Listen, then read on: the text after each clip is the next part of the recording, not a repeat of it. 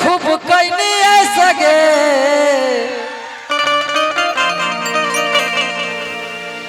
उठला लिया लगा के खूब कैनी सगे अब कोई था जराओ बंद हो लो गैस गे और गैस बंद नहीं हुआ है बस कनेक्शन सब लोग लीजिए हाँ केवाईसी करवाइए सही बात रेस्टोरेंट वाला होटल वाला पूरा यार 10-20 को सिलेंडर वाले के चल जाए थे निर्वासन तो हमनी के मौगी हमनिया के झरुआ से झमार दे निर्वासा हां खाली जी कई था की लड़कियां ठीक है कर छेदवे छोटा तो का ओकर नाम है छेदवा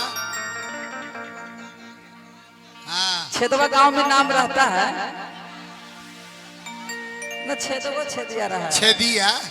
हां चाहे छेदवा आज श्याम जी के तिलक समारोह में आए हैं वो तो शादी के भी गीत गाएंगे लगले थाना